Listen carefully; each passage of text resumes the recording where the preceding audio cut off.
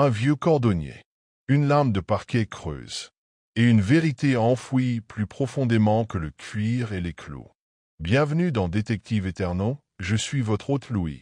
Laissez un commentaire, j'aimerais savoir d'où vous écoutez aujourd'hui.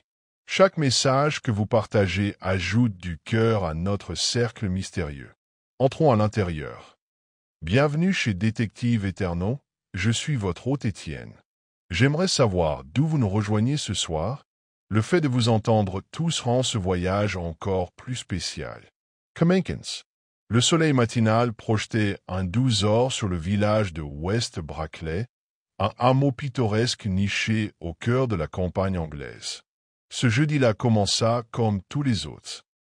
Le bêlement lointain des moutons, le cliquetis étouffé des bouteilles de les déposer sur le pas des portes, et le coup sourd et rythmé du marteau d'Arthur Sim dans sa cordonnerie de Auchmerlan. Arthur était cordonnier du village depuis plus de 40 ans. Voûté, méticuleux et farouchement réservé, il était connu pour sa fierté obstinée du travail et son étonnante capacité à se souvenir des chaussures et des secrets de presque tous les habitants de West Brackley. Ce matin-là, les villageois passèrent devant son atelier comme à leur habitude, sentant l'odeur familière du cuir et du cirage s'échapper par la porte entr'ouverte. Le coup du marteau résonna comme un battement de cœur jusqu'à ce qu'il s'arrête. À 10h10 précises, Ivy Nettle, l'assistante boulangère, arriva avec sa livraison habituelle de petits pains en raisin. Ivy, une jeune fille de 19 ans pleine d'entrain et dotée d'un talent impressionnant pour les commérages, frappa une fois à la vitre du cordonnier. Pas de réponse. Elle poussa la porte, qui s'ouvrit en grinçant davantage, appelant d'une voix chantante. « Monsieur Sim, apportez votre préféré, des raisins de Corinthe en supplément aujourd'hui. » Le silence qui l'accueillit était plus épais que n'importe quel brouillard qui s'était jamais installé sur West Brackley. Arthur Sim était affalé, maladroitement, derrière le comptoir, à moitié adossé à son établi, une main crispée sur son tablier et l'autre tendue vers le parquet. Les semelles de 2 Richelieu fraîchement préparées étaient cirées à proximité, comme si elles attendaient un client qui ne viendrait jamais les chercher. Le coroner dirait plus tard qu'il s'agissait d'un coup franc à l'arrière de la tête, délibéré, précis. Pas le genre de choses qu'on pourrait attribuer à un accident ou aux brusques défaillances de l'âge. C'était un meurtre. La nouvelle du décès du cordonnier se répandit comme une traînée de poudre par un jour de grand vent. En milieu d'après-midi, chaque résident, du vicaire au fleuriste, avait sa propre théorie. Vol, un ennemi de longue date, une dispute amoureuse qui avait tourné au drame, la boutique ne présentait aucun signe d'effraction. La caisse était intacte. Rien, semblait-il, ne manquait. Sauf, peut-être, des réponses. Mademoiselle Jane Marple était assise tranquillement dans son salon de Churchill lorsque son amie, Madame Dolly Bantry, appela au téléphone. « Jane, tu as entendu ?» La voix de Dolly était haletante d'impatience et d'excitation. Arthur Sims, retrouvé mort dans sa propre boutique ce matin. Meurtre, paraît-il. L'inspecteur Craddock est déjà là, à fouiller. Oh, dis-moi que tu viendras prendre le thé et que tu apportes tes pensées. Miss Marple, qui venait de s'installer avec une théière de l'absence sous-chogne et un motif de broderie tout frais, cligna des yeux et reposa délicatement sa tasse de thé. « Un meurtre est une grave interruption de la matinée, Dolly, dit-elle doucement. Surtout dans un village où l'on passe si souvent sous silence les choses. Ou, dans ce cas précis, sous le plancher. Sous le quoi? Peu importe, ma chère. J'apporterai un gâteau aux graines. » En fin d'après-midi, Miss Marple se dirigea vers West Brackley, son chapeau de paille à large bord oscillant doucement au rythme de ses pas. L'agent de police en faction devant la cordonnerie lui adressa un signe de tête respectueux, sachant pertinemment que l'intérêt de Miss Marple pour ces questions était loin d'être une simple curiosité. À l'intérieur, la boutique était silencieuse mais préservée et l'inspecteur Craddock avait bouclé la zone avec une précision efficace. Le corps avait déjà été retiré, mais l'odeur d'huile de lin et de cuir ciré flottait encore dans l'air.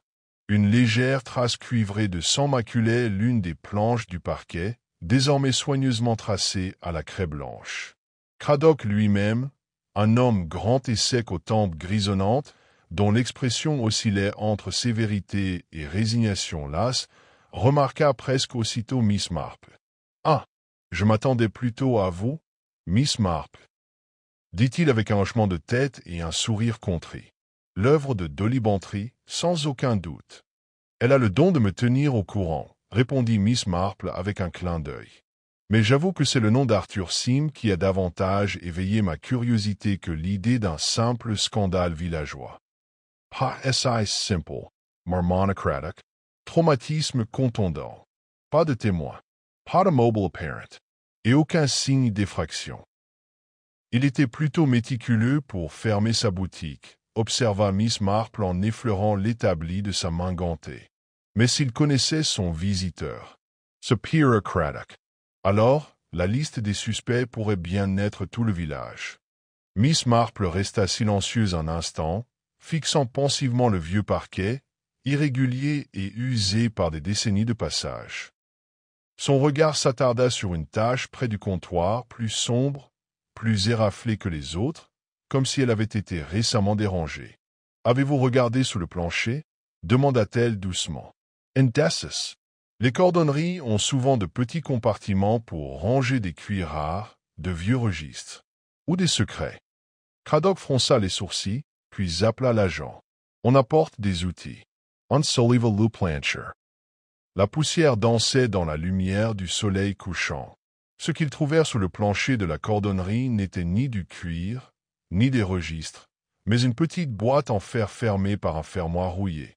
Lorsqu'elle fut enfin ouverte, elle révéla une collection d'enveloppes jaunies, certaines ficelées, et un document portant un seau de cire brisé et l'intitulé d'un cabinet d'avocat à Londres. Miss Marple ne toucha pas au contenu. Elle regarda simplement l'inspecteur s'assombrir à mesure qu'il lisait. « Grand Dieu !» murmura-t-il. Miss Marple, toujours polie, joignit simplement ses mains sur ses genoux. « On a tendance à sous-estimer les cordonniers. Inspecteur, murmura-t-elle. Mais ils entendent bien plus qu'ils ne devraient entendre. Parfois, ils écrivent. » Dehors, les cloches de l'église sonnaient 4 heures et les ombres de West Brackley s'allongeaient. Le meurtre avait retenti discrètement sous le coup d'un marteau. Mais son écho ne faisait que commencer. Lorsque le soleil disparut derrière les sycomores bordant le cimetière de West Brackley, le meurtre d'Arthur Sim avait traversé toutes les bouches du village au moins 2 fois. Assaisonné, remué et servi avec une généreuse dose d'imagination. La cordonnerie, autrefois lieu de rythme tranquille et de chaussures usées, était devenue l'épicentre de murmures effrayants et de regards furtifs. Au Bluebell Tea Room, un établissement moins connu pour ses gâteaux que pour l'enthousiasme de sa clientèle pour la spéculation, l'affluence du midi s'était transformée en tribunal municipal improvisé. Madame Nora Weatherby, veuve, passionnée de bridge et experte autoproclamée en psychologie criminelle, grâce à son abonnement hebdomadaire au Women's Mirror, était au milieu d'une phrase, la voix haute avec conviction. « Eh bien, c'était le coup, n'est-ce pas? Derrière la tête. C'est personnel. Passion. Quelqu'un qui a une rancune. Peut-être qu'il a refusé de réparer une paire de bottes, une paire miteuse, en fait, et que le client a perdu le contrôle. Vous savez comment certaines personnes sont avec leurs chaussures. » Elle lança un regard entendu à M. Geoffrey Riddle, qui travaillait à la poste du village et dont la rumeur disait qu'il avait un jour piqué une crise quand ses Richelieu avait été retourné avec la mauvaise teinte de cirage. Geoffrey Renifla. J'ai juste dit qu'ils étaient trop foncés. Ce n'est pas vraiment un mobile pour un meurtre, Nora. Peut-être pas pour vous, répondit-elle avec malice, mais pour quelqu'un de moins stable émotionnellement, disons, le neveu de Madame Platt. Oh, s'il vous plaît, souffla Madame Platt depuis son siège d'angle, où elle tricotait une écharpe sans fin. Derek n'est au village que depuis 1 semaine. Et il est sensible, pas violent. Il porte aussi de belles chaussures pour un chômeur. Murmura Geoffrey en sirotant son thé. Miss Marple, qui s'était discrètement assise près de la fenêtre avec Dolly Bantry, ne contribua pas aux théories qui flottaient comme une meringue trop fouettée. Elle remuait son thé avec une précision minutieuse, observant le village jouer son jeu habituel. Attribuer la faute en fonction du désagrément, de la bizarrerie ou du grief mesquin. Qu'en penses-tu, Jane? Dolly se pencha, les yeux pétillants du frisson du scandale villageois. Quelqu'un a sûrement entendu parler. Cet atelier est juste dans la rue. Et ma belle, de l'épicier, m'a dit qu'elle avait vu une ombre à travers la fenêtre la veille au soir. C'était peut-être un client, mais qui rend visite à un cordonnier après la tombée de la nuit. Miss Marple's Surrey Dowsmet. On rend souvent visite à ceux dont on pense qu'ils ne se souviendront pas ou qu'ils ne parleront pas. Surtout la nuit. Dolly haussa les sourcils. Vous pensez qu'Arthur Sim faisait chanter quelqu'un? Je n'ai pas dit ça, répondit doucement Miss Marple. Mais si je cachais quelque chose et que je savais que quelqu'un tenait des archives, des lettres, des documents, eh bien, je pourrais trouver cela dérangeant. Dolly frissonna de joie. Jane, vous faites vraiment passer un meurtre pour de la broderie si nette et précise. C'est souvent le cas, répondit Miss Marple, jusqu'à ce que quelqu'un n'accroche le fil. En fin d'après-midi, l'inspecteur Craddock s'était rendu au presbytère. Le révérend Paul Denain, un homme pensif et nerveux d'une quarantaine d'années, ouvrit la porte, les doigts tachés d'encre et l'air distrait. Son bureau sentait le papier, le cirage à bois et une légère trace de tabac à pipe. Terrible, dit aussitôt le vicaire en faisant entrer l'inspecteur. Arthur était un homme discret. Étrange, peut-être, replié sur lui-même. Mais pas le genre de personne qu'on imagine connaître une fin violente. Connaissez-vous quelqu'un qui aurait pu se disputer avec lui? Le vicaire fronça les sourcils. Pas ouvertement, non. Mais on se confie à un homme d'église. J'ai entendu des rumeurs. Il n'y a pas longtemps, Arthur a mentionné que quelqu'un était venu s'enquérir de vieilles dettes. Il a dit qu'il se sentait surveillé, même si j'ai pris ça pour de la paranoïa. L'expression de Craddock s'est durcie. Qui posait la question? Il n'a rien dit. Seulement que c'était quelqu'un des avant. Avant quoi? Il n'a jamais dit. De retour à la cordonnerie, la scène du crime était restée scellée, mais la rumeur s'était répandue que quelque chose avait été découvert sous le plancher. Ce seul fait ne fit qu'attiser les flammes du village. Certains prétendaient qu'il s'agissait d'argent, un héritage caché depuis des décennies. D'autres chuchotaient des secrets de guerre, des lettres codées, ou pire, des photographies. Ce que peu de gens savaient, à l'exception de Craddock et de Miss Marple, c'est que les lettres trouvées dans la boîte en fer remontent à plus de 25 ans et portaient le ton indubitable du chantage. Certaines n'étaient signées que d'une initiale. D'autres faisaient allusion à des liaisons, des dettes ou une fraude. Mais une lettre se démarque. Une correspondance datée entre Arthur Sim et un notaire, indiquant qu'il avait été le dépositaire officieux d'un testament jamais déposé au tribunal des successions. Un testament, semblait-il, désignait un bénéficiaire qui ne vivait plus au village. Du moins, c'est ce que les gens croyaient. Ce soir-là, Miss Marple et Dolly étaient assises dans le salon de Gossington Hall, sirotant du sherry tandis que l'horloge de parquet tic-tac résonnait dans un coin.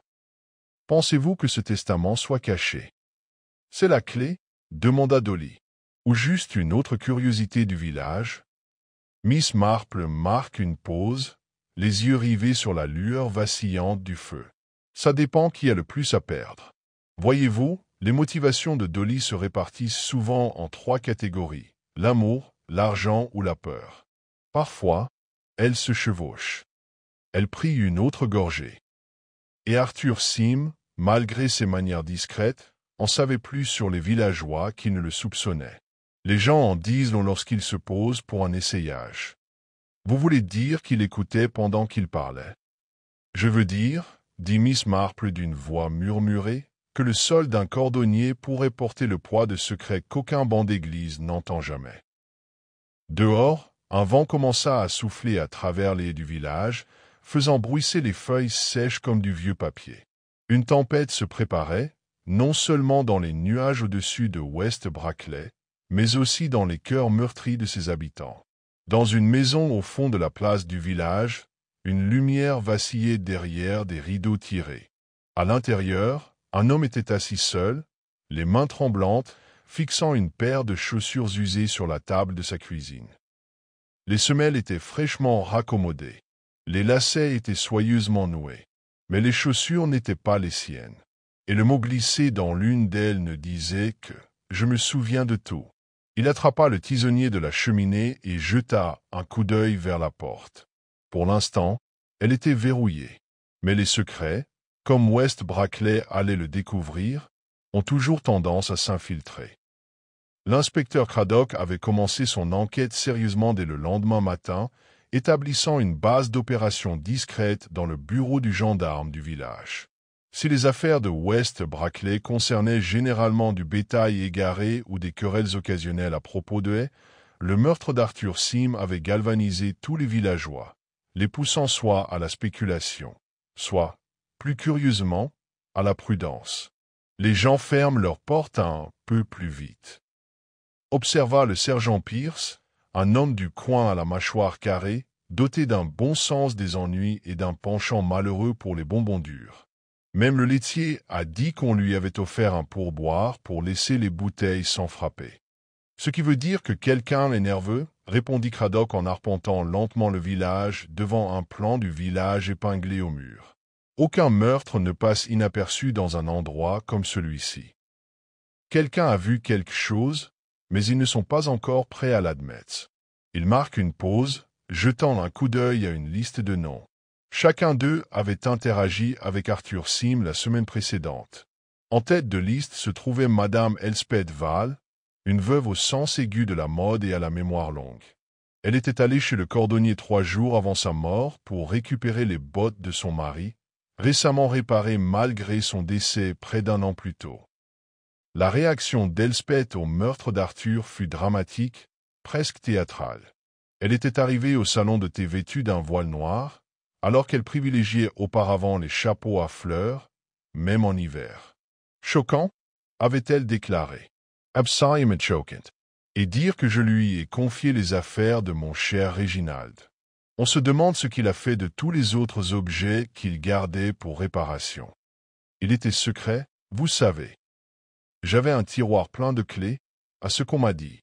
Mais ce fut le deuxième nom sur la liste qui fit hésiter Craddock, M. Lionel Green, un instituteur à la retraite qui avait été accusé, sans que cela soit officiel, de mauvaise conduite dans une école préparatoire près de Dorking. La rumeur l'avait discrètement suivi jusqu'à West Brackley. Personne n'en parlait à voix haute, mais comme Miss Marple le remarquait souvent, le silence pouvait être bien plus bruyant que les ragots.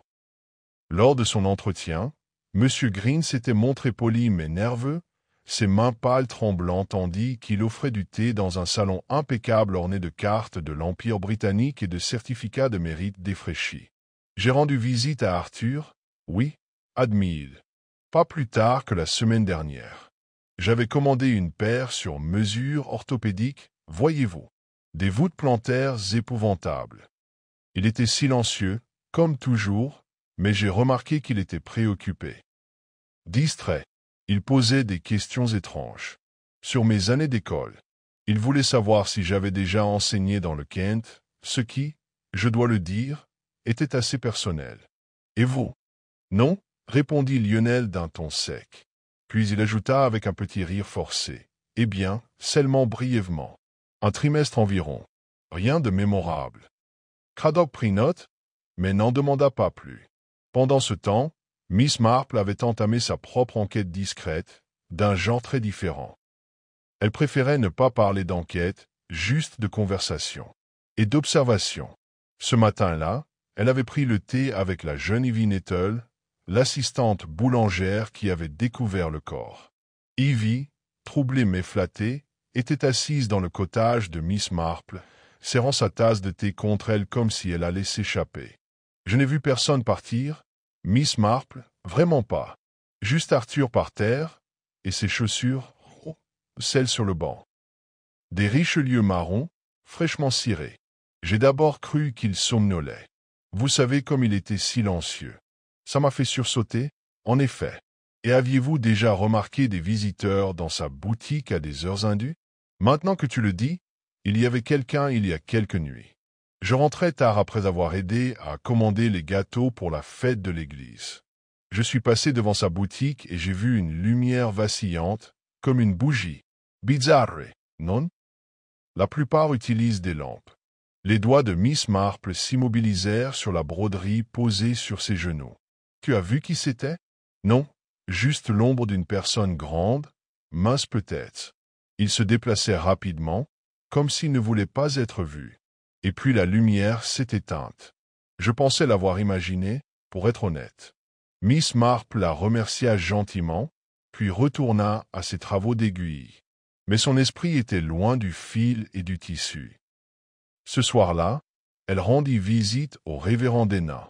Le vicaire fut surpris, mais pas mécontent de la voir. « Je suppose que vous êtes venu pour Arthur, » dit-il en versant du sherry dans 2 verres en cristal. « Tout le monde l'a fait. »« D'une certaine manière, oui, » répondit Miss Marple. « Mais je suis plus intéressé par ce que les gens viennent confesser. » Il cligna des yeux. « C'est plutôt personnel, Miss Marple.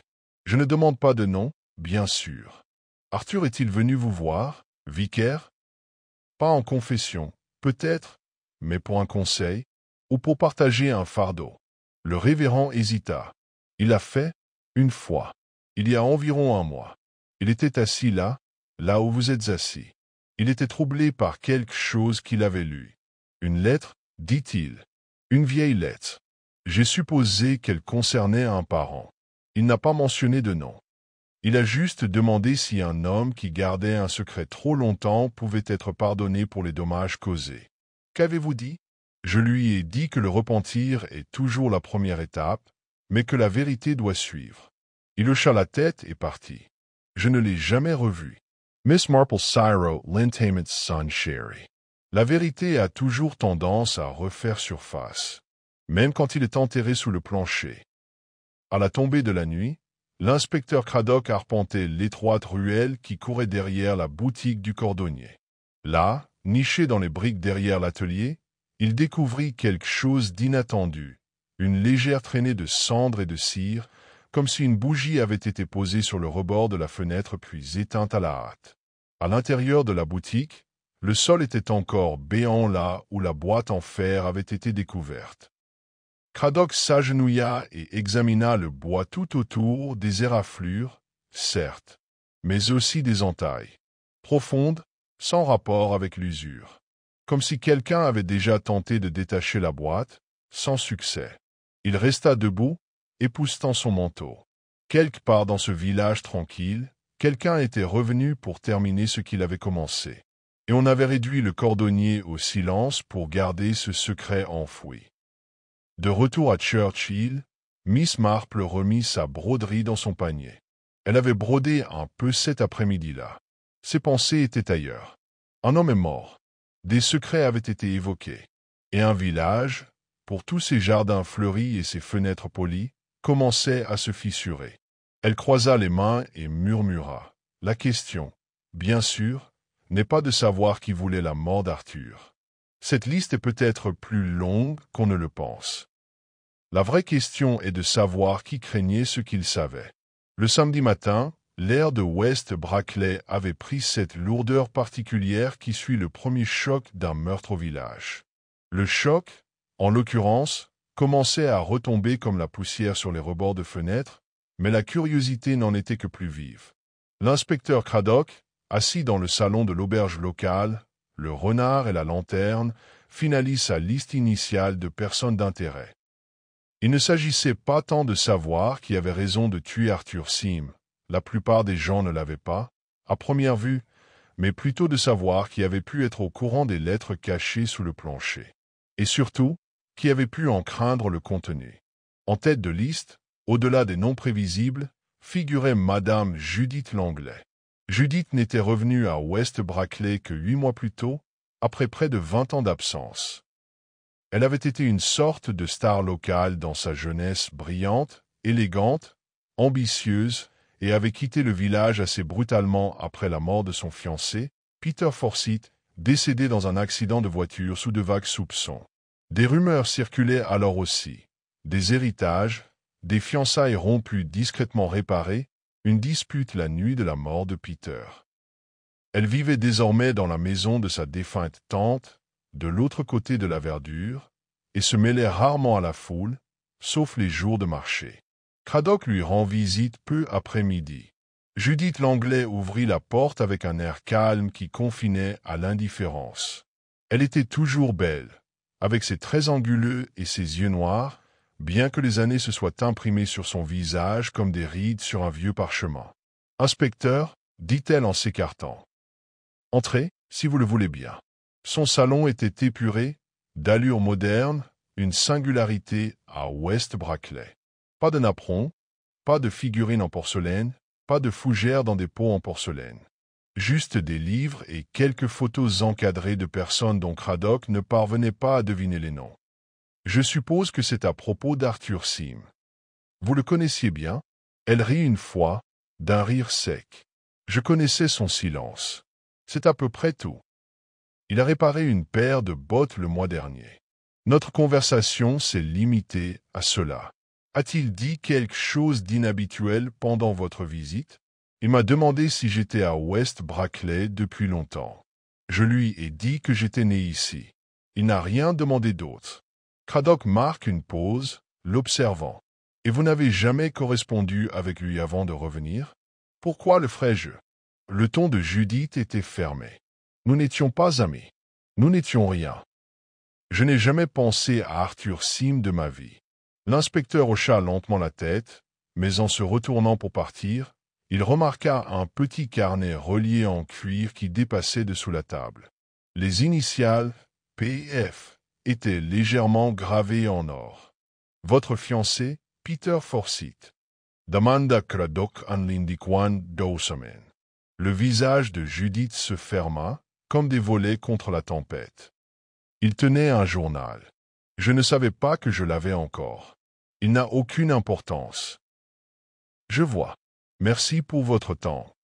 Devant S.A. Port, Craddock expira. Il ne la croyait pas entièrement. Mais ce n'était que la première couche. Les villageois étaient comme des oignons, lui avait dit un jour Miss Marple. Décollez un mensonge, et vous en trouverez probablement un autre. Près du cimetière, Miss Marple prend le thé avec la gouvernante du révérend nain, Miss Elsie Pratt. Ce n'était pas la première fois qu'elle se retrouvait en compagnie des femmes qui géraient le presbytère, et Miss Pratt ordonnée, très observatrice et habituellement ignorée, se révéla plus instructive que prévu. Je n'ai jamais fait confiance à ce cordonnier, à vrai dire, dit Elsie en posant une tasse de thé avec un tintement. Toujours trop silencieux. Les hommes qui ne parlent pas écoutent généralement. Et il se souvenait de tout. À Noël dernier, je l'ai vu jeter un coup d'œil à mon vieux cartable et me demander si j'avais gardé le même depuis la guerre. Et c'était le cas. Mais comment le saurait-il? On en montre plus qu'on ne le pense, dit Miss Marple avec un petit sourire. Elsie pencha. Je crois qu'il avait un registre. Je l'ai vu noter des choses quand les gens quittaient sa boutique. Names, dates. Je crois qu'il gardait une trace des conversations. Miss Marple hocha lentement la tête. Peut-être pas seulement des chaussures, alors, qu'il réparait. Et il avait des visiteurs après les heures de bureau. Je nettoie la sacristie tard, et parfois, en passant devant sa boutique en rentrant, je voyais des ombres se déplacer derrière ce vieux rideau. Pas des villageois. Du moins, pas quelqu'un que je reconnaissais. Le front de Miss Marple se fronça légèrement. « Dites-moi, dit-elle en remuant son thé, avez-vous jamais connu Peter Forsyth, le défunt fiancé de Judith Langlais? » « Oh oui, un jeune homme poli. Grand, large as apples. Il a enseigné la musique à l'école pendant un temps. Certains disaient qu'il s'était endetté, mais d'autres murmuraient aussi qu'il avait eu des problèmes amoureux. Rien dit ouvertement, bien sûr. Et sa mort, n'était-ce pas tard un soir, dans ce chemin étroit près du réservoir? Elsie hocha la tête. Il a dérapé sous la pluie. Très soudain, Miss Marple s'éroutait in silence. Les coïncidences dans les villages étaient une chose fragile. Parfois réelle, parfois répétée. Ce soir-là, l'inspecteur Craddock se présenta au cottage de Miss Marple. Ils n'étaient pas venus pour des réponses, mais pour des éclaircissements. Ils jouent tous à des jeux, dit-il en se frottant le front. Judith Langlais, Lionel Green, même la vieille Elspeth Val. Chacun a sa version de la vérité, et aucune ne correspond à l'autre. C'est rare, répondit doucement Miss Marple en lui indiquant le fauteuil au coin du feu. Mais la vérité, inspecteur, est rarement criarde. Elle repose tranquillement dans un coin, attendant que quelqu'un regarde dans la bonne direction. Craddock eut un sourire ironique. Et vous, regardez-vous dans la bonne direction? Je crois que oui. Mais il me faut encore une pièce. Quel genre de pièce? Le genre qui n'apparaît jamais dans les archives officielles, dit-elle. Une conversation que quelqu'un regrette. Une paire de chaussures jamais réclamées. Ou une lettre écrite mais jamais envoyée. Les lettres d'Arthur? De Vina Craddock. Miss Marple hocha légèrement la tête. L'écriture sur l'enveloppe du notaire, ce n'était pas celle d'Arthur. Elle était plus fragile, plus ancienne. Mais quelqu'un d'autre était passé par là. Quelqu'un qui savait qu'il avait conservé ses papiers et craignait que leur contenu ne soit lu. Craddock se pencha en avant. Alors, nous avons un tueur caché à la vue de tous. Bien sûr. Dit Miss Marple doucement. C'est généralement le cas. Dehors, le vent faisait bruisser les feuilles sèches sur Churchill, et quelque part dans l'obscurité croissante, une silhouette s'arrêta près du portail en fer de la boutique d'Arthur Sim. Ils n'entrèrent pas encore, mais ils observèrent, et attendirent. Le dimanche matin, à West Brackley, l'aube était inhabituellement calme. Les cloches de l'église sonnaient à travers les champs avec un écho légèrement creux, comme si l'air lui-même retenait son souffle. La fréquentation de St. Mildred était plus importante que d'habitude, même si les motifs de rassemblement étaient divers. La foi, la curiosité et l'espoir d'entendre quelque chose d'utile entre les cantiques. Miss Marple était assise à 3 bancs du premier rang, ses mains gantées posées sur ses genoux, son chapeau modeste mais bien rangé. Bien que ses yeux soient restés fixés sur le vicaire pendant son sermon, ses pensées allaient comme la navette d'un tisserand, glissant entre les mots prononcés et les silences laissés derrière. La voix du révérend Denain s'éleva avec une solennité tranquille. « Ce qui est dans l'obscurité sera mis en lumière, dit-il en citant les Écritures. Et cela, ce qui se murmure en secret sera crié sur tous les toits. » Un sentiment approprié, songea Miss Marple. Alors que la cérémonie se terminait et que les villageois se répandaient dans l'air vif comme les feuilles d'un arbre secoué, les civilités habituelles commencèrent, poignées de main, sourire poli et un ton de spéculation teinté d'inquiétude. « J'espère vraiment qu'ils attraperont celui qui a fait ça, » murmura Madame Weatherby à Madame Platt, d'une voix plus ou moins calme. « Ils le feront, » dit Geoffrey Jedusor avec une certitude forcée, bien que ses yeux fuyaient nerveusement. Quelqu'un a sûrement vu quelque chose. Miss Marple s'attarda derrière la foule, s'arrêtant à côté de l'église où l'ancien groupe de couture se réunissait autrefois chaque semaine dans la sacristie. Cette tradition avait disparu depuis longtemps, mais l'armoire qui contenait leurs fournitures était toujours là. Miss Marple, sans véritable raison autre que l'instinct, ouvrit la porte en bois. Rien d'inhabituel à première vue. De vieux tambours à broder, des bobines de fil, un pot de boutons poussiéreux.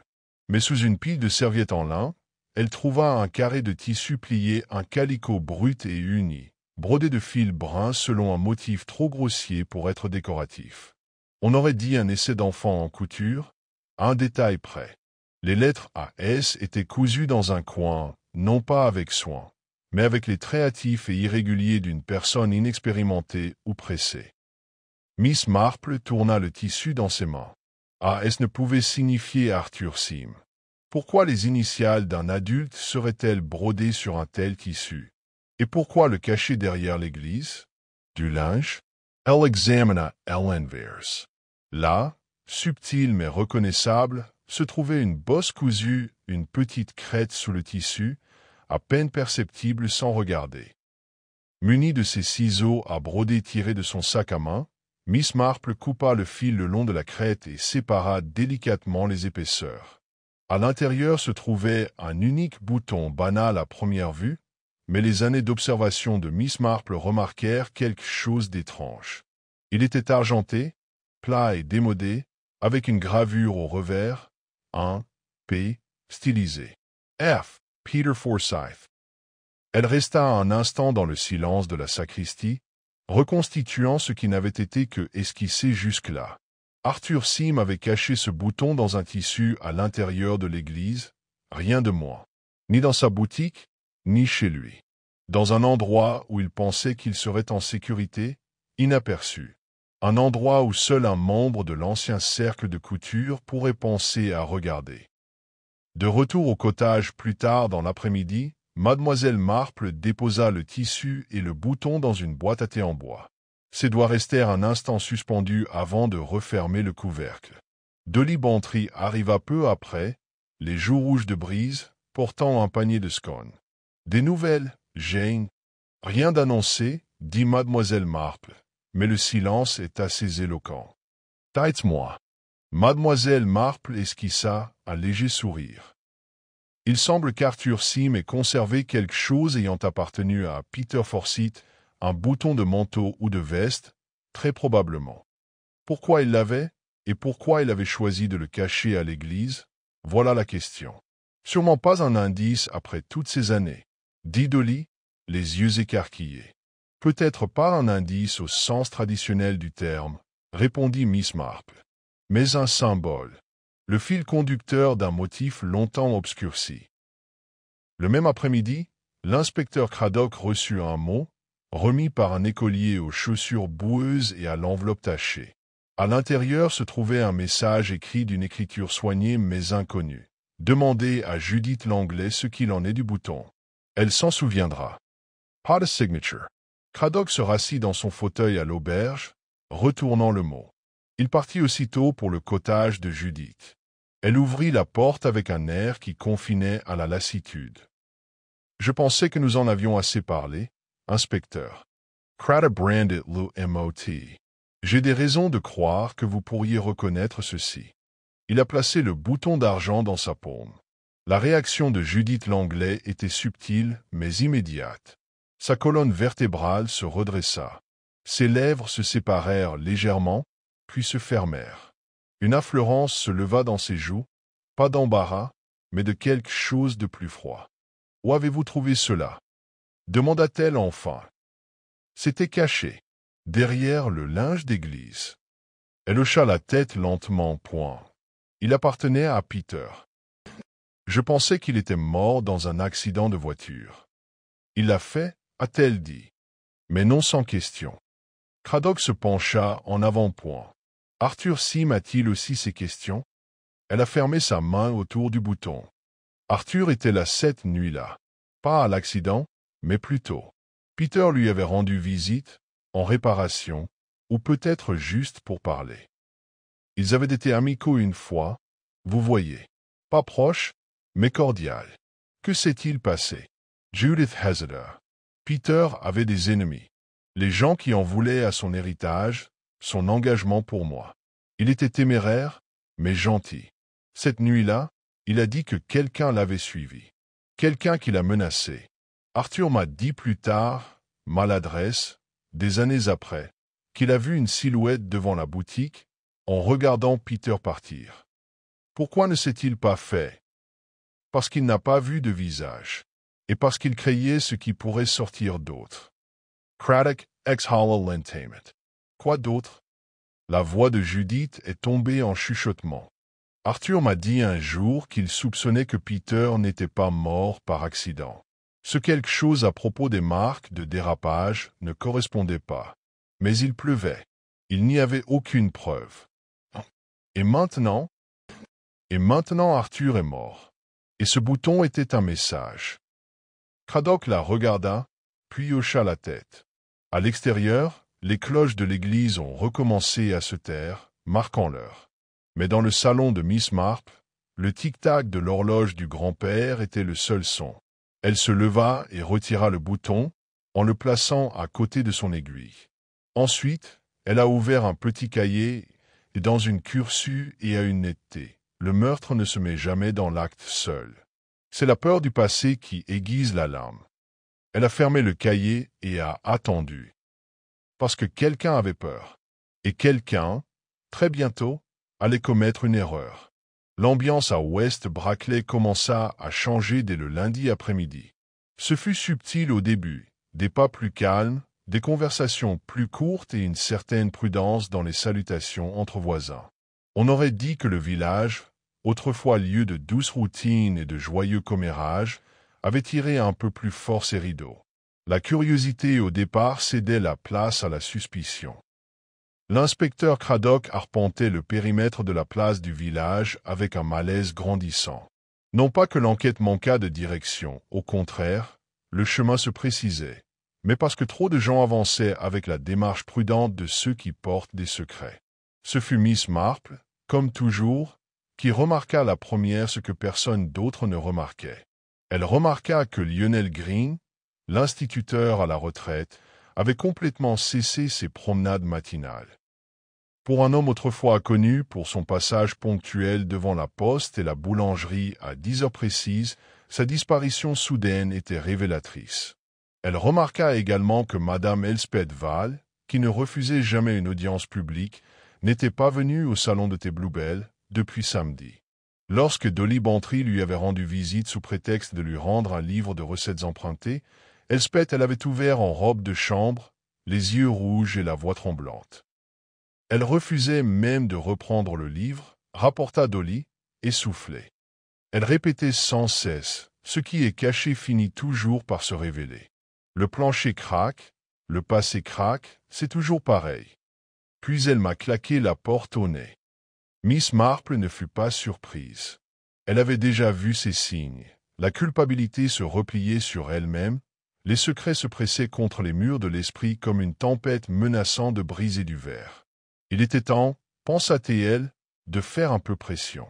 Cet après-midi-là, elle rendit visite à Lionel Green. Son cottage était niché derrière l'une et de sureau, suffisamment loin de la route pour paraître reclus, mais pas tout à fait antisocial. Il ouvrit la porte, l'air plus échevelé que d'habitude. Son cardigan était boutonné de manière irrégulière et son col portait une trace d'anx. Une légère odeur de tabac à pipe flottait dans l'air, bien qu'il n'ait pas fumé depuis des années. Du moins, c'est ce qu'il avait prétendu à la kermesse du printemps dernier. « Mademoiselle Marple, dit-il avec un hochement de tête raide, j'imagine que vous êtes ici au sujet d'Arthur. Puis-je entrer ? Il hésita, puis ouvrit la porte plus grande. Le salon était encombré de livres et de bloc-notes, la plupart ouverts sur des pages de littérature anglaise et d'éthique classique. Un feu avait été allumé, malgré la douceur de l'après-midi, et une tasse fêlée reposait sur la cheminée, son contenu oublié. « Je ne vous retiendrai pas longtemps, » dit-elle doucement. « J'ai trouvé quelque chose en rapport avec Peter Forsyth. Son visit Shanhair. » Le teint s'estompa légèrement, et ses lèvres se pincèrent en une fine ligne pâle. Je croyais qu'on parlait d'Arthur Sim.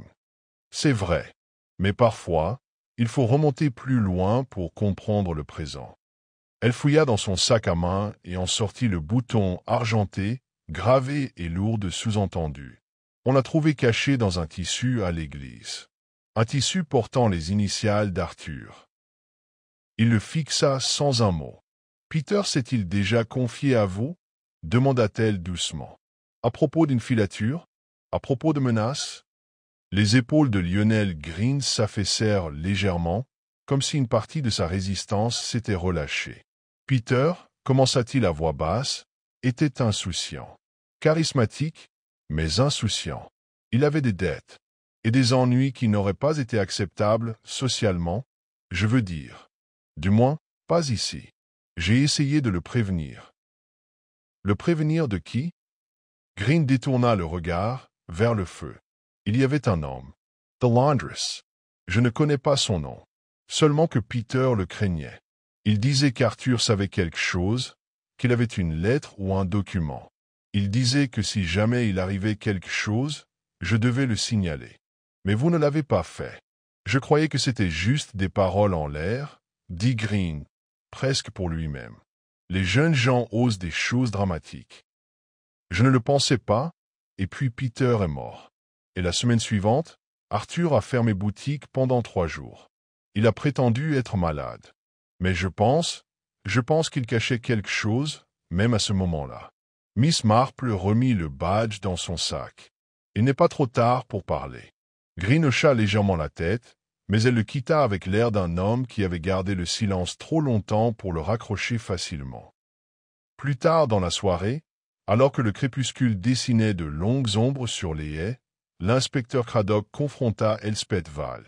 Elle avait été convoquée au bureau du gendarme, non pas comme suspecte, mais comme une personne susceptible d'avoir des informations sur le passé d'Arthur. Elle arriva pâle et tremblante.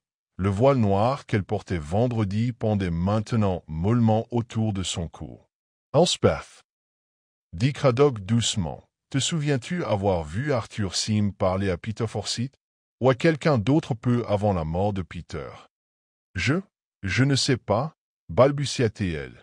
Il y a eu une nuit? Oui. Je rentrais de la répétition de la chorale, et je les ai vus devant la boutique. Peter gesticulate. Contrary. Arthur était calme, mais ferme. J'ai traversé la rue en faisant semblant de ne rien remarquer. Tu as entendu ce qu'il disait? Non. Mais Peter a dit quelque chose comme être piégé et ne pas aller jusqu'au bout. Arthur lui a dit de laisser le secret. C'est tout ce dont je me souviens. Craddock s'y pencha en avant. Tu crois que la mort de Peter était accidentelle? Les yeux de Elspeth s'emplirent de larmes. Je me le demandais depuis des années. Mais Arthur essayait de protéger quelque chose. Ou quelqu'un.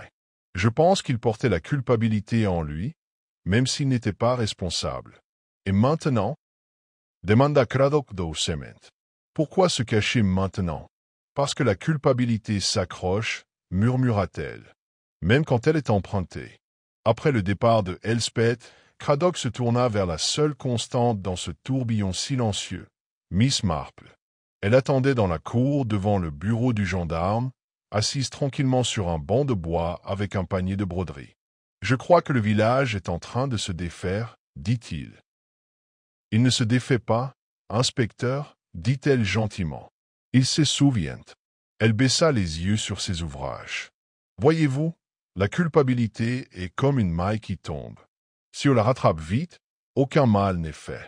Mais si on la laisse tomber, même soigneusement rangée derrière des rangées de motifs bien rangés, elle finit par tout défaire. » Craddock croisa les bras, et la maille de quelqu'un est sur le point de se défaire.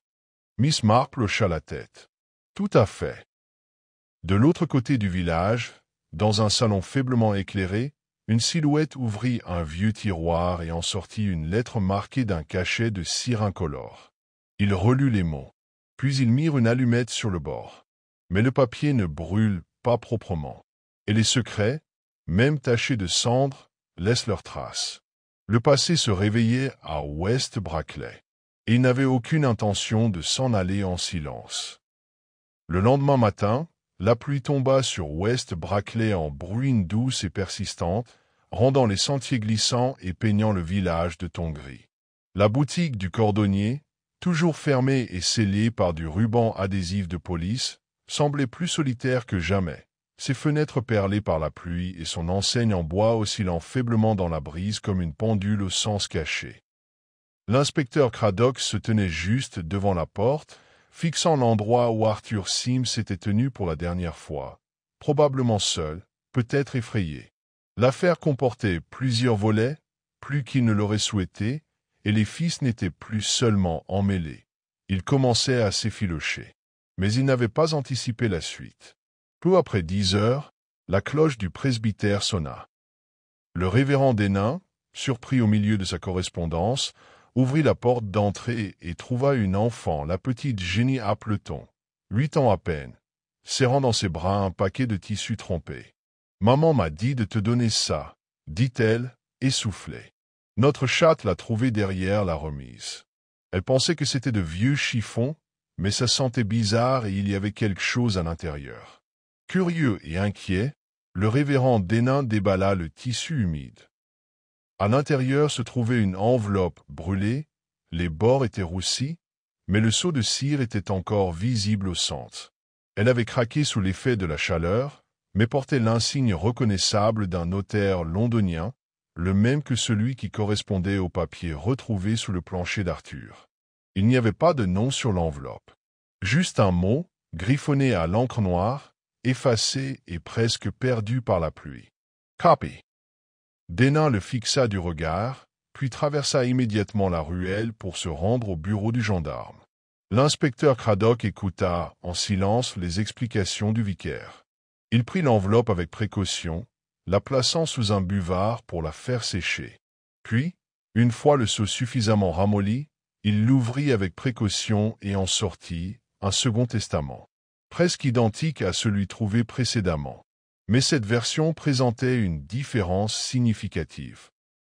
La bénéficiaire indiquée n'était pas Judith Langlais, comme dans le document original. C'était Lionel Green. Craddock fixa le nom un long moment. Cela n'avait aucun sens. Ou plutôt, cela lui prit un sens soudain et gênant. Miss Marple fut appelée. Elle arriva avec son calme habituel, même si son expression était sérieuse dès que Craddock lui tendit la lettre. « C'est un faux », dit-elle presque aussitôt en retournant le papier entre ses mains gantées. Craddock haussa un sourcil. « Comment en êtes-vous sûr ?»« L'encre » répondit-elle doucement. « Elle est plus fraîche. Et le seau ? Avez-vous remarqué comme il s'est fissuré sous une chaleur modérée ? Le vrai a résisté même après des années sous le plancher. Celui-ci s'est fondu. Un vieillissement artificiel, peut-être. Mais l'écriture est nerveuse. » Nerveuse. Miss Marple sourit faiblement. On cache rarement bien son écriture quand on a peur. Craddock fit l'accent pas. Puis quelqu'un a falsifié un second testament, l'a dissimulé et a tenté de faire croire qu'Arthur cachait plusieurs versions. Précisément, dit-elle, pour embrouiller les choses, pour nous faire remettre en question la découverte originale. Et surtout, pour impliquer quelqu'un d'autre. Et Lionel Green est le bouc émissaire. Miss Marple Marquand passe. C'est possible. Ou alors il a falsifié lui-même, espérant qu'il serait retrouvé et légitimé. Alors pourquoi le brûler? Parce qu'il y a eu un problème, dit-elle doucement. Peut-être que quelqu'un l'a découvert. Peut-être qu'Arthur l'a découvert. Ils restèrent assis en silence un moment. Puis Craddock posa la question qu'aucun des deux n'avait formulée à voix haute. Lionel aurait-il pu tuer Arthur? Miss Marple ne répondit pas d'abord. Au lieu de cela, elle se leva, alla à la fenêtre et regarda la pluie glisser sur la vitre en fines lignes argentées. « Je pense, dit-elle enfin, que Lionel Green cache quelque chose, oui. Mais je ne le crois pas capable du genre de violence que nous avons vu lors du meurtre d'Arthur. C'était précis, efficace, presque expérimenté. » Craddock fronça les sourcils. « Alors, on a affaire à quelqu'un d'autre. Ou à quelqu'un qu'on a toujours vu, mais qu'on a mal jugé. » Pendant ce temps, les villageois étaient sous le choc. La nouvelle du Second Testament s'était répandue plus vite qu'aucun rapport officiel ne pouvait espérer le contenir. Ce soir-là, le salon de thé Bluebell était envahi de conjectures. Pourquoi Arthur cacherait-il 2 testaments? Demanda Geoffrey Gédusor en ajoutant trop de sucre à son thé. À moins qu'il ne soit payé pour les garder tous les deux. Payé par qui? Demanda Nora Weatherby. Et où l'a-t-il déposé? Personne ne l'a vu dépenser un centime de plus que nécessaire depuis le début de l'année. Madame Platt se pencha en avant, les yeux plissés. Et s'il ne les gardait pas? Et s'il les utilisait, jouant sur les 2 tableaux, attendant de voir lequel des héritiers paierait le plus? Il y eut des murmures d'approbation et de désapprobation à parts égales. Mais dans un petit coin près de la fenêtre, Evie Nettle, l'assistante du boulanger, dit doucement quelque chose qui attira l'attention de Miss Marple. C'est étrange, pourtant. Je me souviens avoir vu ce maître d'école, M. Green, près de la poubelle de l'église hier soir. Il pleuvait. Il n'avait pas de parapluie. Il restait planté là, comme s'il attendait quelque chose. Miss Marple se tourna légèrement, la voix légère. « Lui as-tu parlé, ma chère ?»« Non, » dit Evie. « Il ne m'a pas vu. » Il avait l'air effrayé. Il regardait sans cesse par-dessus son épaule. Ce soir-là, Miss Marple se rendit seule à l'église. La pluie avait cessé, mais l'air restait lourd de son souvenir. Elle s'avança doucement entre les pierres tombales, empruntant le chemin derrière la sacristie, où se trouvaient les bacs à compost. Là, à moitié dissimulé sous un couvercle de bois déformé, elle trouva un coin de parchemin calciné, trop brûlé pour être lu, mais pas encore réduit en cendres. Elle leva les yeux vers l'obscurité, sa voix presque murmurait. « Il pense toujours que le feu finira par tout détruire. Mais ce n'est jamais le cas. » De l'autre côté du village, quelqu'un d'autre était assis sur une chaise près d'une fenêtre, observant la rue en contrebas. Leur cœur s'accéléra lorsqu'une silhouette passe. Miss Marple, toujours en marche, toujours à l'affût, toujours à l'écoute. Et ils comprirent avec ces bâtiments effrayants comme les eaux de crue derrière un barrage qu'elle se rapprochait, bien plus près qu'ils ne l'avaient jamais imaginé. Le lendemain matin, l'aube était froide et cassante, comme si la pluie avait lavé quelque chose, mais avait laissé l'air tendu par ce qui restait à révéler. West Brackley s'agita prudemment. Les portes s'ouvrirent plus lentement, les rideaux restèrent tirés plus longtemps, et les salutations polies s'accompagnèrent de sourires forcés. Miss Marple passa la matinée à préparer ce qu'elle faisait rarement, sauf si l'affaire était à la fois sérieuse et subtile. Un thé. Non pas une occasion sociale, même si cela en avait l'air, mais un cadre délicatement aménagé pour observer, tester, si possible, démasquer. Elle avait invité 4 personnes, chacune soigneusement choisie, chacune reliée par des fils invisibles à Arthur Sim et à l'enchevêtrement de fils qu'il avait laissé derrière lui. Judith Langlais arriva la première, ponctuelle et posée dans un tailleur gris neutre qui trahissait plus son chagrin que son affection. Elle apporta un pot de confiture de framboise, comme le voulait la coutume du village, même si ses mains tremblaient en le déposant sur le buffet. « Je n'ai pas pris un thé comme celui-ci depuis des années, » dit-elle avec un sourire crispé. Miss Marple répondit doucement. « Je trouve que le thé peut être terriblement révélateur, en bonne compagnie. » Vint ensuite Lionel Green, serrant contre lui un recueil de poésie usé et affichant une expression qui suggérait qu'il préférerait être n'importe où ailleurs. Il fait un signe de tête raide à Judith et s'assit, le livre sur ses genoux comme un bouclier. Madame Elspeth Val entra peu après, drapée de noir, murmurant des excuses, comme si chaque pas en avant était une intrusion.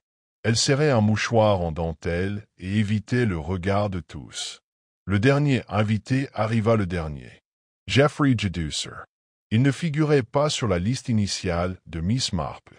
Elle ne lui avait envoyé aucun mot. Mais la nouvelle du thé lui était parvenue comme elle le soupçonnait, et il apparut, une raie bien peignée dans les cheveux et une boîte de sablé, qu'il offrit avec une politesse exagérée. « J'ai pensé contribuer, » dit-il en s'installant dans le fauteuil avec un sourire faussement affable. « Je ne manquerai pour rien au monde à un thé de Miss Marple. » Miss Marple, à sa place habituelle près de la cheminée, joignit les mains sur ses genoux. « Merci à tous d'être venus, » dit-elle chaleureusement. « J'ai beaucoup pensé à Arthur Sim et à Peter Forsyth, et aux documents que quelqu'un a pris grand soin de détruire, ou presque. » Le silence s'installa dans la pièce. Elle poursuivit, d'un ton toujours aussi doux et accueillant. « C'est curieux, n'est-ce pas, comme des choses longtemps enfouies refont surface quand on cesse de cultiver la terre. Arthur, voyez-vous, était un jardinier de secret. Il écoutait, il remarquait, et il se souvenait. » Judith reposa sa tasse de thé avec un léger tintement. « Sommes-nous ici pour le thé, ou pour des accusations ?» demanda-t-elle froidement. « Oh, pas des accusations, » dit Miss Marple en souriant. « Juste des observations. Par exemple, saviez-vous que le faux que nous avons trouvé qui prétendait que Lionel était le bénéficiaire avait été créé avec du faux parchemin vieilli? C'est un tour de passe-passe courant. » Et l'écriture, bien que déguisée, portait les hésitations de quelqu'un qui n'a pas l'habitude de mentir sur du papier. Lionel Green pâlit, les mains crispées sur le livre. « Je n'ai rien falsifié, » dit-il d'une voix tremblante. « Je savais peut-être que Peter avait conservé une autre version de son testament, mais je ne l'ai jamais modifié. »« Non, » répondit doucement Marple. « Vous ne le saviez pas. Mais quelqu'un voulait faire croire que vous l'aviez fait. Quelqu'un qui avait besoin d'attention s'est détourné. Et quelqu'un qui savait que le tas de compost de la paroisse était un endroit où la plupart des déchets passeraient inaperçus. Elspeth Val et Laïssa échappèrent une sanglote discrète. Mademoiselle Marple se tourna vers elle. « Vous avez vu Peter la nuit de sa mort, n'est-ce pas ?» Elspeth hocha lentement la tête, les larmes aux yeux. « Oui, il était bouleversé, incoléré. Il m'a dit que quelqu'un avait menacé de le dénoncer.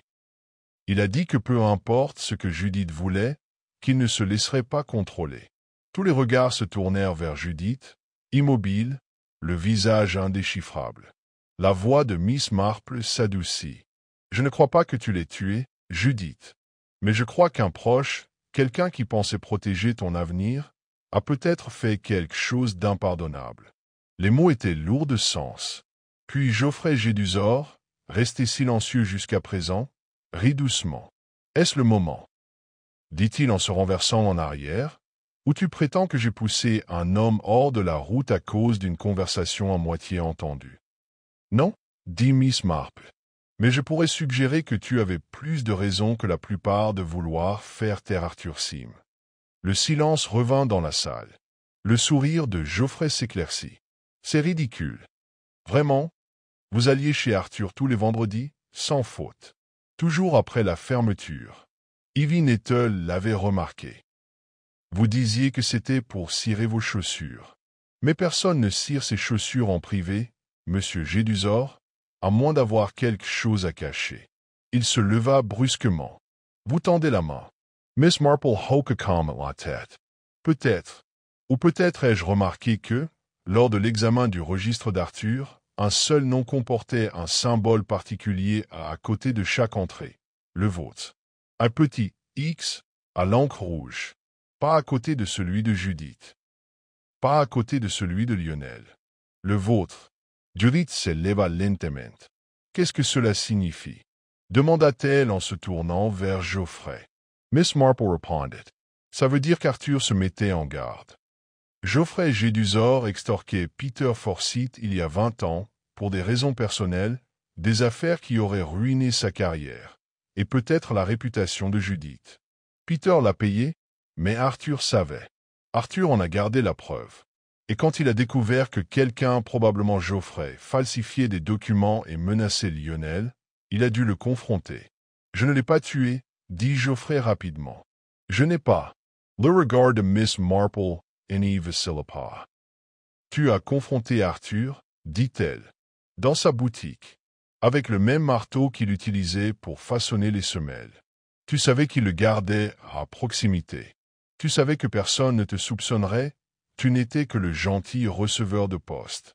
Tu pensais pouvoir prendre les documents, détruire le testament original, en falsifier un nouveau et jeter les soupçons ailleurs. » Les mains de Geoffrey tremblaient maintenant. « Je voulais juste l'arrêter, » marmonna-t-il. « Il a dit qu'il irait voir la police. Et donc tu l'as arrêté pour toujours. » Le silence qui suivit fut froid et pesant. Craddock, qui attendait juste derrière la porte du salon comme convenu, entra sans un mot et posa doucement une main sur l'épaule de Geoffrey. Geoffrey ne résiste pas. Il ne parla plus. Lorsqu'ils furent partis, et que la pièce se vida de tout sauf d'un souffle calme et d'un thé rafraîchissant, Miss Marple se rassit et expira. Judith resta, les yeux fixés sur la broderie accrochée au mur. « Tu crois que j'y étais pour quelque chose ?» demanda-t-elle doucement. « Non, » dit Miss Marple. « Mais je pense que c'est à cause de toi qu'il a agi. On fait des choses désespérées au nom de la protection. » Judith hocha lentement la tête. « On m'a toujours dit que la mort de Peter était un accident, et je me suis laissé croire. » Miss Marple se servit une dernière tasse de thé. « Il est difficile de ne pas voir ce avec quoi on a fait la paix. Mais la justice, ma chère, ne frappe pas toujours fort. Parfois, elle s'impose dans le silence entre deux gorgées de thé. Le village de West Brackley ne dormit jamais tranquillement après son arrestation. Bien que Geoffrey Riddle ait été emmené discrètement, sans menottes ni tapage, le poids de sa culpabilité persistait dans les haies, dans le murmure des volets clos et dans le silence qui s'installe à chaque fois que son nom était mentionné. Pour un homme qui avait passé des années à bavarder par-dessus les comptoirs et à se pencher par-dessus les clôtures pour jaser, il était presque cruel que sa perte survienne dans le silence, celui qui s'installe juste avant que la vérité éclate. Le lendemain matin, l'inspecteur Craddock était assis dans le bureau du presbytère, son manteau accroché au dos de la porte, une tasse de thé tiède restée intacte sur le rebord de la fenêtre. Miss Marple était assise en face, les mains soigneusement jointes sur ses genoux, regardant la matinée se dérouler à travers la vitre plombée. C'était donc du chantage, dit enfin Craddock. Il y a toutes ces années, Geoffrey a découvert les relations de Peter. Il s'en est servi pour lui soutirer de l'argent. Et quand Arthur a tenté d'intervenir, quand il a trouvé des preuves, cela l'a rendu dangereux. Miss Marple hocha doucement la tête. Arthur n'était pas homme à crier. Il est documenté. Enregister. Attendate. Et quand il a découvert que Geoffrey falsifiait un second testament, il devait savoir que la fin était proche, conclut Miss Marple. C'est pourquoi il a caché le bouton. Et les vêtements. Ce n'étaient pas des indices au sens ordinaire du terme. C'étaient des rappels, des ancres à la mémoire. Arthur n'essaie pas de résoudre le passé, il essayait d'en laisser suffisamment derrière lui pour que quelqu'un d'autre puisse le résoudre. Craddock esse pencha in avant, les coudées sur les genoux. Pensez-vous que Geoffrey comptait tirer profit de ce faux testament, ou simplement semer la confusion? Les deux? Dit Miss Marple. Mais surtout pour discréditer Lionel. Pour brouiller les pistes avant que Judith ne découvre l'original. Le silence entre s'épaissit un instant, lourd de ce qui aurait pu arriver. Craddock secoua lentement la tête. Il s'en serait tiré, s'il avait brûlé le bon document. Mais les gens comme Geoffrey, dit Miss Marple, ne détruisent pas ce qui est juste. Ils détruisent ce qui est visible, ce qui est facile. Et ils oublient que la culpabilité a une odeur plus forte que le feu ou l'anx. Dehors, le ciel avait pris une teinte éteinte, les nuages rampant lentement sur la verdure. Le village, comme toujours, continuait son activité. On vit Madame Platt tailler ses et avec une force excessive. Ivy Nettle était à la vitrine de la boulangerie, pétrissant la pâte avec une vigueur qui suggérait une libération émotionnelle. Les enfants se remirent à sauter à la corde, et la cloche de l'église sonna son carillon de midi. Mais quelque chose sous la surface avait changé. Cet après-midi-là, Judith Langlais retourne à son cottage d'une démarche différente, ni fatiguée ni endurcie, mais plus calme, plus posée. Elle traversa son salon et ouvrit un tiroir qu'elle avait longtemps ignoré. À l'intérieur se trouvait le journal de Peter. Elle passa ses doigts sur la couverture en cuir gaufré, puis l'ouvrit pour la première fois depuis des années. La plupart étaient banales. Des partitions, des listes de courses, quelques pages de vers qui n'avaient aucun sens. Mais, tout au bout, se trouvait une feuille pliée en deux. Une lettre non envoyée. « Judith, si je ne reviens pas, sache ceci, j'ai essayé d'arrêter. J'ai essayé de mettre fin à ce qui n'aurait jamais dû commencer. Il y a des choses que j'ai faites, des choses que je regrette. Mais je n'ai jamais cessé de t'aimer. Si tu trouves ceci, dis la vérité. Tu mérites une vie sans ombre. Peter. » Elle le lut 3 fois avant de le replier. Elle ne pleura pas. Elle n'en avait pas besoin. Le soir même, Lionel Green entra au salon de thé Bluebell, ce qu'il n'avait pas fait depuis plus d'1 an, et commanda du thé au citron et un scone. Il s'assit près de la fenêtre, posa un carnet sur la table et commença à écrire. Miss Marple entra peu après, le salua poliment et commanda son habituel, du Darjeeling avec une part de gâteau au citron. Ils ne parlèrent pas au début, mais au bout d'un moment, Lionel posa son stylo. « Tu penses que je devrais quitter le village ?» demanda-t-il sans lever les yeux. « Non, » dit Miss Marple doucement. « Tu as vécu dans le silence assez longtemps. Il est peut-être temps de vivre dans l'honnêteté. » Il hocha la tête une seule fois. « Il y a quelque chose que je n'ai pas dit au thé, » ajouta-t-il après une pause. « Il y a des années, je savais que Peter avait l'intention d'avouer. Il était fatigué. Il voulait tout dire à Judith. Je lui ai dit que ce n'était pas sage. Je pensais la protéger. Miss Marple remua doucement son nez. Mais ce faisant, vous avez donné à Geoffrey sa chance. Je sais. Vous aviez de bonnes intentions, dit-elle. Mais les bonnes intentions excusent rarement de détourner le regard. Je n'ai pas détourné le regard cette fois. Non, acquiesça Miss Marple. Vous ne l'avez pas fait. Et cela, Monsieur Green, pourrait être le début de votre rédemption.